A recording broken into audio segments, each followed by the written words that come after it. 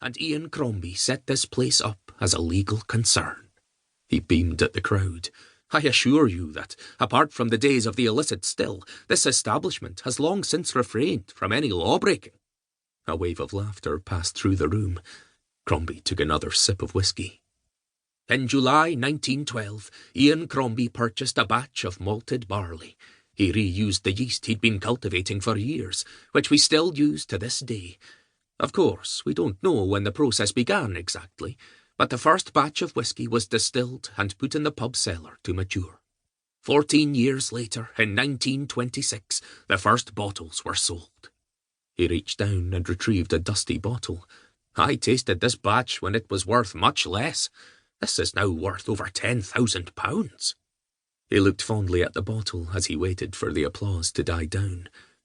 "My grandfather moved the company to these premises not long after. He converted the farm buildings into a medium-sized distillery, and we have thrived ever since." He held up his glass again, breathing in the aroma. "Dunpender whisky is softer and lighter than a Highland or Island, and it's the product of one of the few remaining independent distilleries in Scotland. Vehemently independent." He finished the glass and set it down. "Now, enough from me. I cordially invite you downstairs for some pomp and ceremony in our barrel room." Crombie left the stage, leading the 40 visitors down the stairwell into the rooms underneath the distillery, his son and a few other employees accompanying them. He entered the large room and let the space slowly fill up, the low temperature noticeably rising in a short space of time.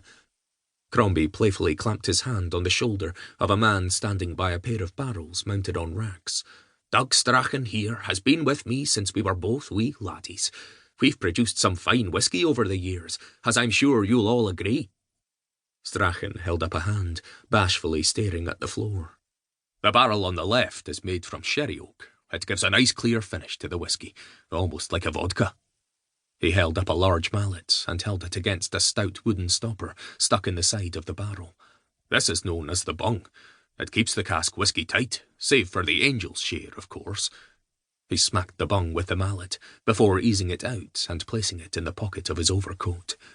He knelt and sniffed at the exposed hole in the barrel, drinking in the aroma of the unblended spirit. He held up a long copper cylinder on a chain. "This we call the dog."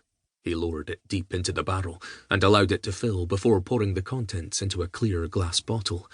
He swirled the bottle and examined the golden liquid. "See how it looks nice and clean? There are no noticeable impurities. It's taken on the lighter colour of the sherry oak cask it sat in for the last 18 years. Crombie gestured at the bottle with a flourish. "This is clearly a worthy candidate for the centenary edition blend." Strachan replaced the bung before moving over to the second barrel of the pair. "This one is a darker bourbon cask, which will complement the softer sherry oak of its sibling when we blend them after dilution." He gave a cheeky wink to the crowd. "Of course, we will offer a few bottles of cask strength once they are blended." He held his mallet up and hit the bung of the second cask. He hit it again twice before leaning over to Crombie. "It stuck fast." Crombie grabbed the mallet and gave it a few good hits before it finally slackened. He wiped his forehead with a handkerchief, then beamed at the crowd. "I shouldn't be sweating given how cold it is in this room, but I hadn't expected any form of exertion." Strachan dipped the second dog into the barrel. It hit something hard. He retrieved it and frowned. It was only filled a fraction. It danced about on the chain and spilled its contents onto the cracked flagstones of the floor. Crombie whispered at him. "What's the matter?" "It's hit something." Strachan picked up a torch and shone it into the barrel. "There's something in here."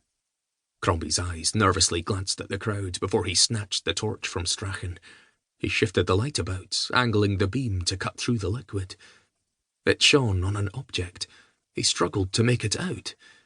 He saw a human ear. 2. Detective Constable Scott Cullen stepped out of the High Court, blinking in the summer light as he looked down the Lawn Market and the Royal Mile. D.I. Brian Bain rubbed his hands together. "Good result, Sundance." Cullen gave a slight nod. "I'm astonished it took 5 months to convict someone with a signed confession." Bain patted his shoulder.